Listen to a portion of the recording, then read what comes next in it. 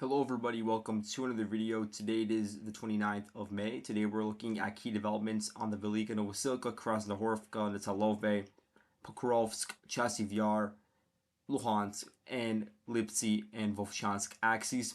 So we have a lot to cover today. We're going to begin by looking at recent Russian advances within Staromairoske, which were verified in a video from the 28th of May. This shows a column of 8 Russian vehicles advancing from the western heights overlooking the Mokriali River Valley. So I'll mark the axis of advance over here, and they were able to occupy positions in the northern parts of Staromairoske.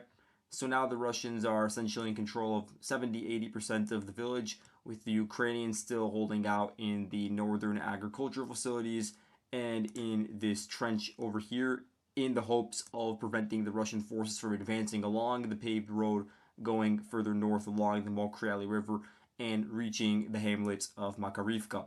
And due to these recent Russian advances, they've also been able to secure a lot of fields that are basically either to the west or to the east of the Mokriali River, and so that has shortened the front line in a way. And you also have the Russians concurrently advancing through Ruzhenia, and so the front line has slightly changed, and now the Russians are in control of virtually all of the agricultural facilities. The Ukrainians have withdrawn further north and now have this, I guess you could say, 800-meter line through the residential areas that they are trying to maintain. Now, looking across the Krasnohorivka, we have some interesting footage to analyze. So this first piece of footage comes from the Russian 238th Artillery Brigade that's been active, especially around the Donetsk city, and they were involved in a lot of targeting of Ukrainian groupings in this town in recent months. And so in this video, we see Russian FPVs hitting a Bradley southeast of Krasnohorivka, and then at that point you had the infantry squad dismount and of course try to seek cover, and at that point you had the MSTA B 152mm howitzer shelling the Bradley and ensuring that it was destroyed, and also targeting the infantry that had dismounted.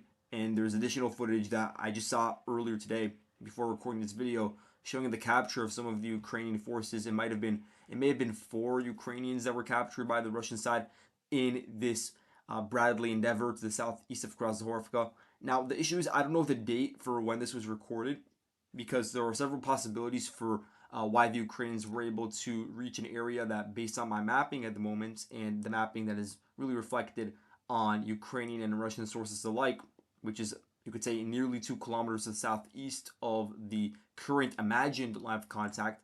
It could either be because the Ukrainians were able to penetrate the line of contact with a single Bradley.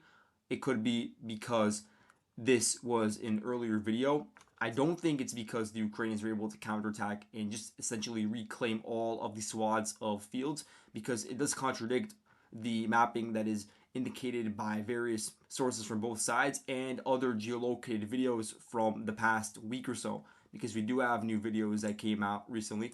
We have this video over here which shows a Russian column, I think it's consisting of 6 vehicles, that advance in this horizontal direction along this particular road into the apartments here that are currently marked as a gray zone, and they are supposed to, I don't know if this is shown in the video, it's not, but it's imagined that they would have dismounted infantry and then try to solidify control over these areas. And so now you can see how the fighting has shifted further into the eastern residential blocks, and it just isn't consistent with footage that we're seeing of a Bradley operating to the southeast. And so regardless of what happened in the broader picture, in this one particular incident, we do know that the Bradley was destroyed and the crew was either killed or captured. And then we look further north, there's another video which is pretty interesting. It's from the Roks detachment, a Russian force. Their FPVs hit Ukrainian forces again in a trench that is imagined to be within Russian-controlled territory. And you can see how all these trenches in yellow are marked that were set up and were meant to prevent a direct attack from the east on the village. A lot of them were taken over when the Russian forces advanced from the south, and at that point, really a lot of these trenches became superfluous.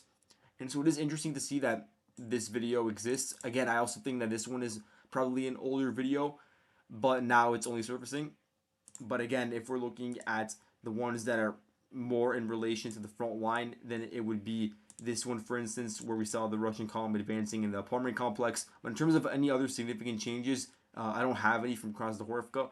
It's just something to keep in mind that We need to wait for additional footage to get a better idea of the situation on the eastern parts of that front.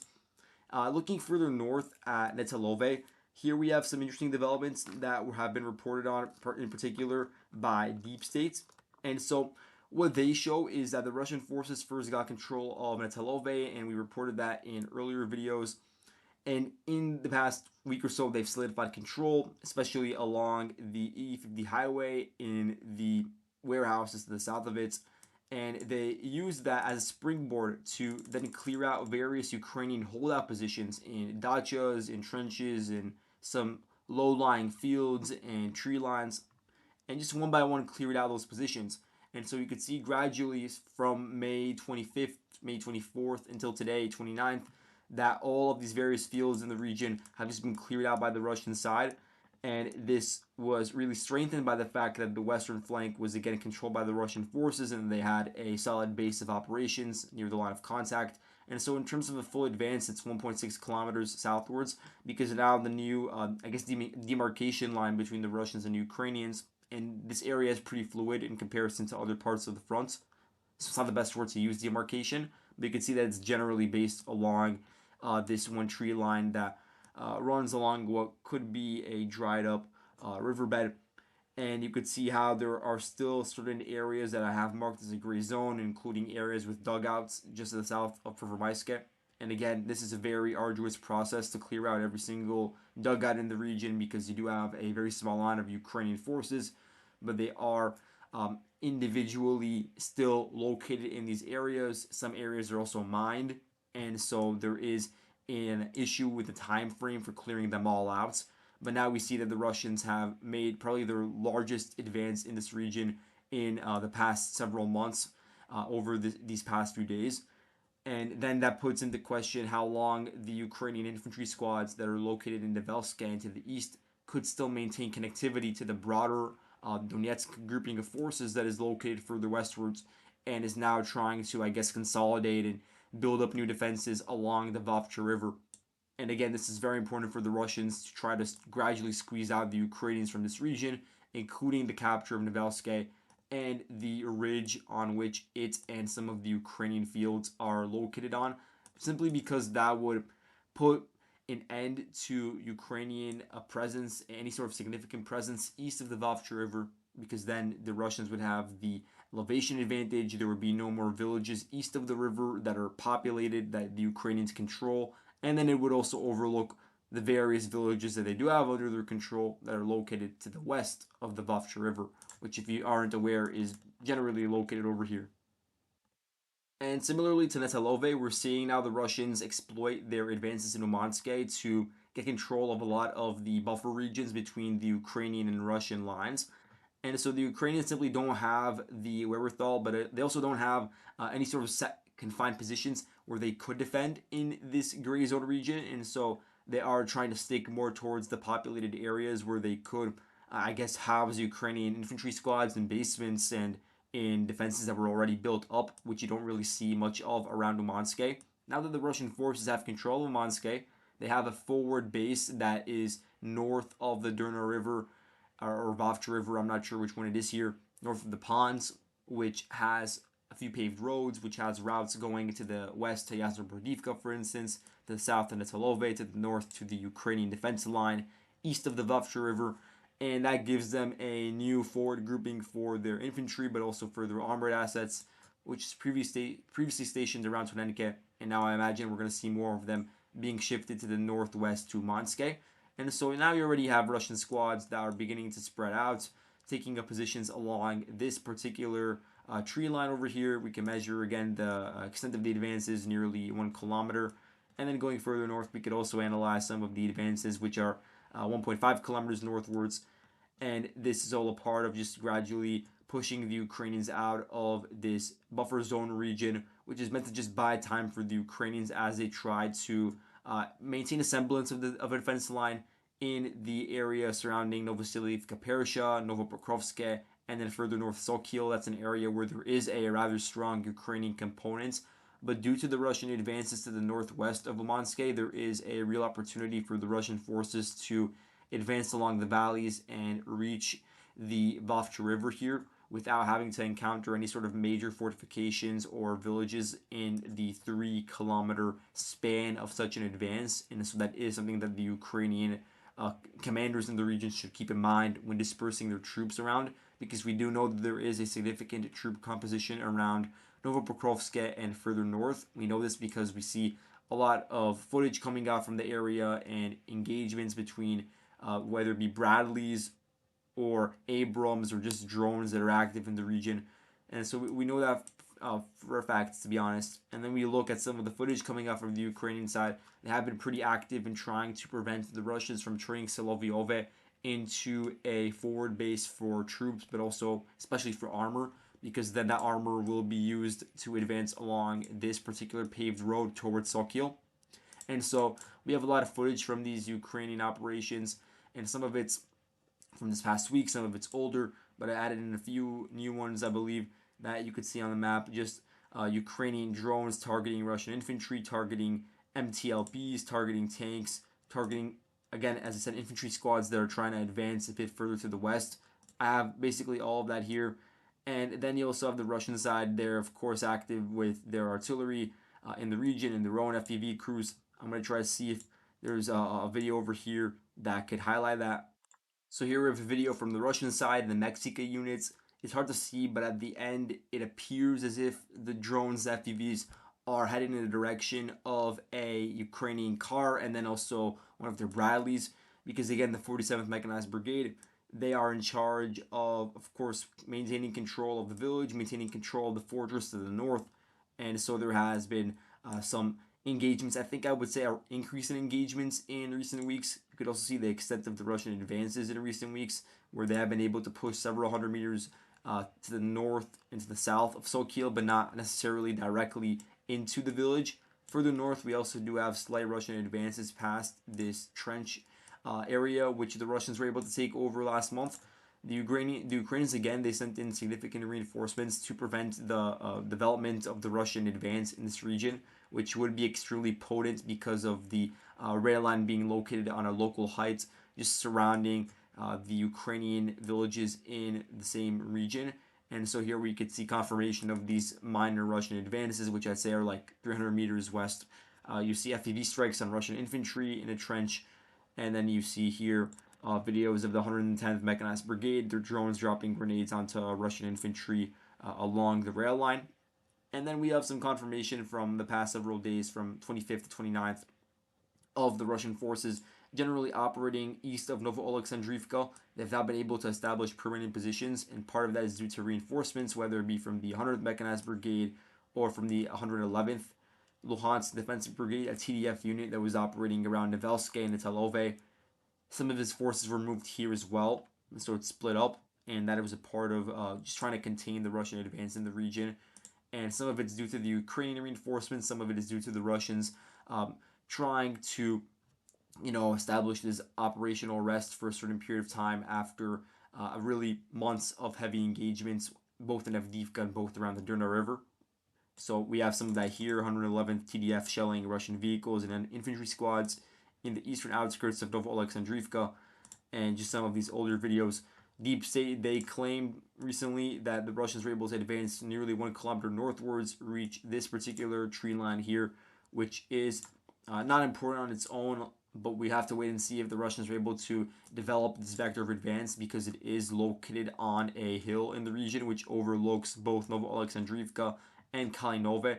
And so right now the vector is pretty thin, but there is this just gap over here which is not really fortified, which the Russian forces could exploit in order to create a wedge between both sides of the Ukrainian defense, and then decide for their own liking which village they would like to attack first.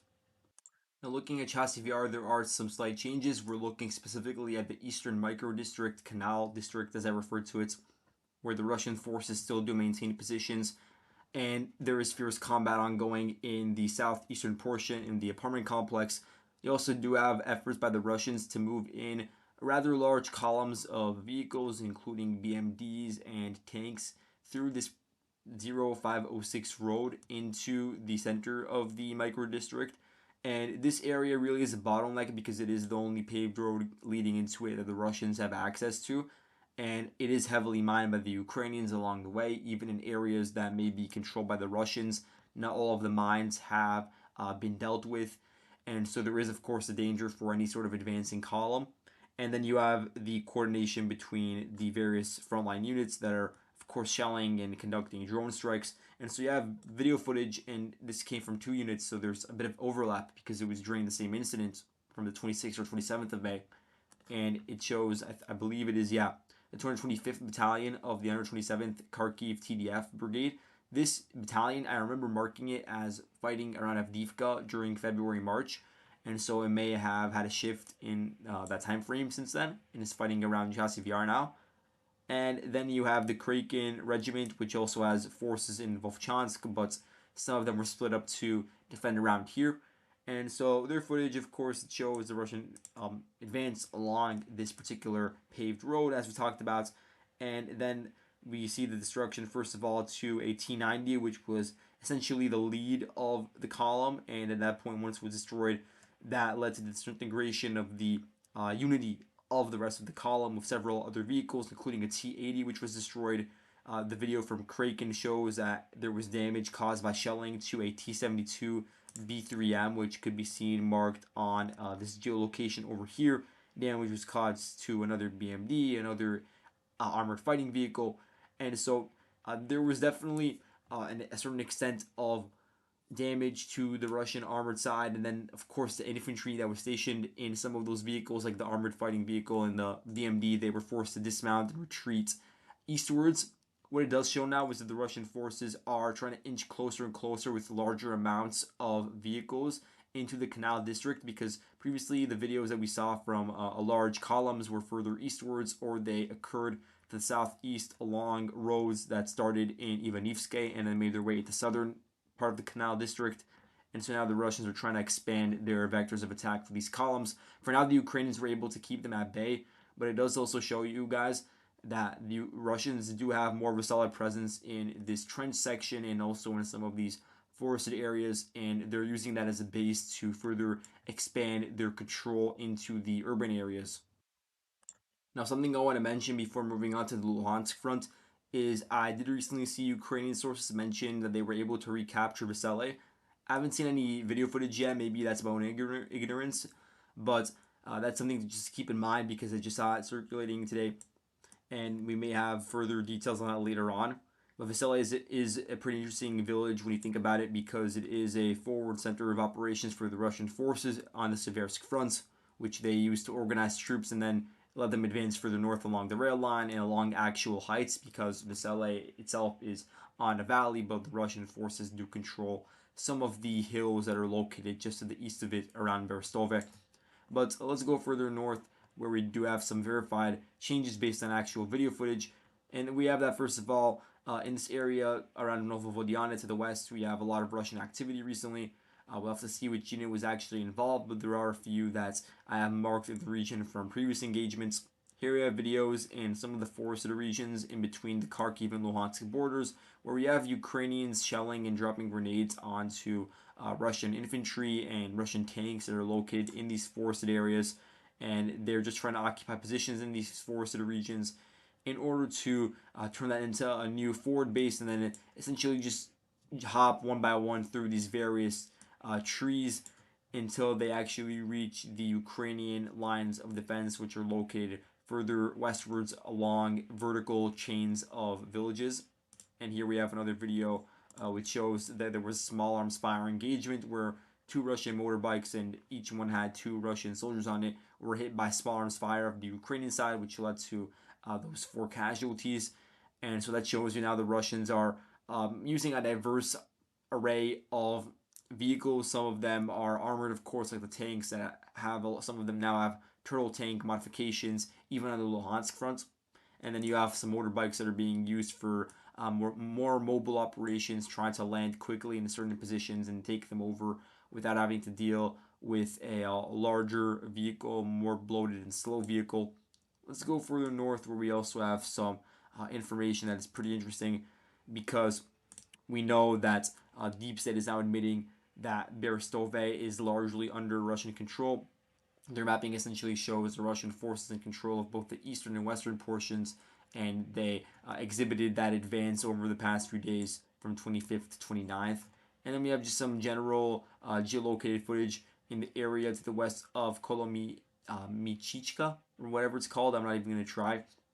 And here you can see the Ukrainians shelling the Russian turtle tanks with infantry that were mounted on top of it just to the east of this chain of villages, which includes Staromairoske, which is a very important village for the Ukrainian side. It is sort of like a linchpin for them on this particular valley, which is this valley is basically being used as a defense line for the Ukrainians because again it's based on the various houses in the region that are being used as station areas, and because the Russian forces have not put that much pressure up until now, they have been able to really not put too much focus on the elevation differences. But now that the Russian forces are advancing here, especially from the north where we see the Berestove axis, but also directly from the east where we see the pressure being put based on geolocated footage from tanks, from infantry that we saw over here. Now there is going to be a lot more pressure, and that's going to be difficult to defend against from two sides when you're located in a valley that is being overlooked, particularly from the eastern ridge located over here in between Svatove and villages such as Jerelne. And again, that's why I think that the Ukrainians were forced to move in the 77th Air Assault Brigade as a reinforcement from the Bakhmut area, especially when you had some of the brigades that I talked about in my last video being moved away from the Kupiansk front and to really needed to fight as reinforcements around Lyptsi and Vovchansk. Around Ivanivka, we also do have an update because now we have actual footage. We have footage from the 40th Artillery Brigade, a Ukrainian unit, where they shelled various houses which they claimed had Russian soldiers in them, and likely did, throughout the village itself, which does verify that the Ukrainians are no longer in control of that region. Further north, we have a video from the Russian side. It shows a Russian drone dropping grenades onto a Ukrainian armored personnel carrier, and the armored personnel carrier was abandoned. I don't see any infantry in the video, and so it wouldn't really be fair to say that it's still under Ukrainian control at that point. And so I'm leaving it as a gray zone because I don't know if the Russian forces really do have a presence in this, I guess, forested region to the north. But eventually, if they have the control of the south, then they will be able to occupy the rest of the northern outskirts. And at that point, if it hasn't been done yet, then they will have access to this one paved, or I don't even know if it's paved road, but direct path into Stepovo Novoselivka, which is, as you said in my last video, located on a valley overlooked by the Russian positions, not only to the east around Yahidnya, which is on pretty high elevation, but also along the railway embankment, which is also on some of the highest elevation in this entire region. Now, looking at the city of Vovchansk, we're seeing the eventual slowing down of the pace of the Russian attacks, in part because the extent of the forces committed is not a very significant portion when you're looking at a dragged out urban battle, when you're comparing it to the sort of composition of forces that was needed in previous urban battles that on a similar scale, Popasnaya, Severodonetsk, Lysychansk, because Bakhmut is way larger, or not way larger, but it is larger than the engagement going on around Vovchansk right now. So you look at the amount of forces needed, you're looking at the quality, you're looking at the fact that the 11th and 44th Army Corps, which are a part of Army Group North, are not fully finished yet. They're not completed in their formation. Some of the battalions are still being created and being sent to the front line. And you also have the intention of the Russians, which is still up for debate, with many people arguing that the point of the Russian attacks over here is not necessarily the land being gained, although definitely there is a portion of the Russian rationale which includes being able to then later on capitalize on these advances to then take over key highways and flank Kupiansk, but that's more of a long-term vision that I'm not that interested in talking about now, or whether it be to create a buffer zone to prevent Ukrainian shelling from 30-40 kilometers reaching all the way into Belgorod region and hitting key cities such as Belgorod itself or Graivoron if you're looking closer to the border. That is all true, of course, but then there's also the question of creating the conditions in an urban battle that would divert Ukrainian attention away from Donbass and away from other parts of the front line where we're seeing changes right now. and then having them attrited over here. And so that's also something to keep in mind when we look at the fact that the pace of the Russian advances has slowed, and in some cases has actually reversed, as we're going to get into, because we do have footage over here which is very interesting. This one actually does show that there was a slight Russian advance. This video comes from the 57th Motorized Brigade, which is a unit that was moved from the Kupiansk front. So again, you're looking at the diversion of forces away from other fronts. They struck in this video I think it was several houses that are located near the Vovcha River in northern Vovchansk, so targeting Russian infantry positions. And then we have this compilation of various Russian shelling incidents in northern Vovchansk, which I'm not exactly sure about the date of the compilation because, again, there is some ambiguity as to which areas are still under Russian control, still under Ukrainian control, because some of the videos of the shelling and the video itself is, it might be old, we don't know for sure. It includes areas that the Russians would be shelling in this region over here and in areas further south over here, areas that are imagined to be under Russian control based on geolocated footage, which we see of combat ongoing over here, for instance, or over here, basically near the Vovcha River crossings themselves. And we don't really see any footage of active engagements that are still going on in this area that is further north along this highway. Although we do definitely know, based on the movement of the 82nd Air Assault Brigade, that there is a Ukrainian presence in these apartment complexes over here. And in the compilation footage that we saw, or that I saw, from the Russian shelling video, we did see shelling of Ukrainian forces in these apartments located over here. And so at least we know for sure that the Ukrainians are still stationed in that region. We don't exactly know what's going on with the other areas that were shelled by the Russian forces in that video. And that's why I think that's likely an older video, but it still gives you an idea of the extent of the Russian artillery that's being fired, targeting all these various structures that the Ukrainians are still stationed in. And that is reflected in satellite imagery showing a lot of fires. We're seeing a lot of fires that broke out to the east over here. We're seeing fires breaking out in the southern portion near the actual bridge crossings. We also see some fires, interestingly, located further north near this factory region of Vovchansk. And so there is a wide variety of areas where we do see fires, either because of frontline combat or because of Russian shelling. And in the video, there's also some Russian airstrikes on the Vovcha River section. And so the Air Force is, of course, still very active. This might be the area where the Air Force is currently the most active, and we're going to get to that in a second.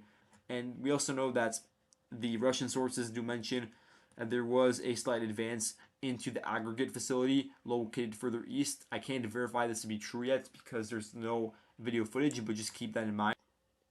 And then looking at the Lyptsi axis, this is also very interesting because the intensity of the Russian assaults has significantly decreased, both because a lot of the forces from the 18th and 72nd Motor Rifle Divisions, which are the two main divisions operating in this offensive on the border into Kharkiv, a lot of them have been engaged in the urban combats in Vovchansk, which is, of course, very costly and is taking a protracted period of time. You also have the cooperation of the 69th Motor Rifle Division, which was previously the 138th Motor Rifle Brigade, and so you do see a change in the size, and so there may have been an increase in the amount of forces within that unit.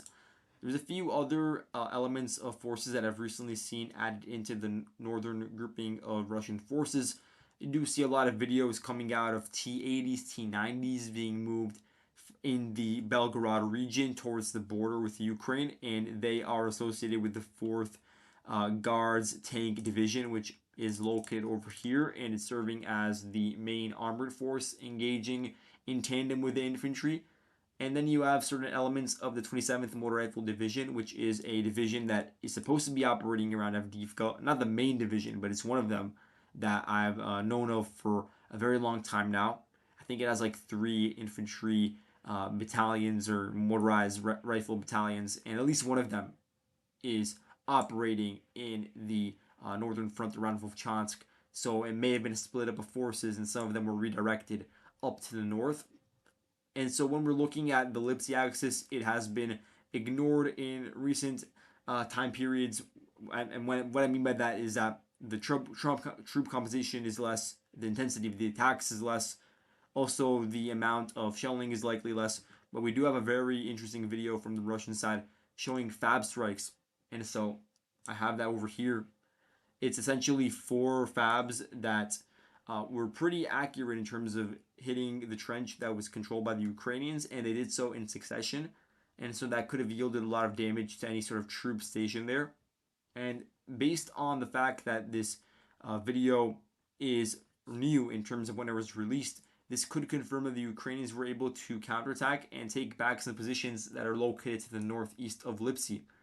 And this is something that I'm seeing parroted by both Ukrainian and Russian sources, and so I don't have enough doubts as of yet. If there's a new geolocation that comes out, then of course I'll change it. But for now, it does appear that the Ukrainians were able to reestablish control over these fields that I'm going to mark over here for you guys, so you get a clear understanding of what was taken back.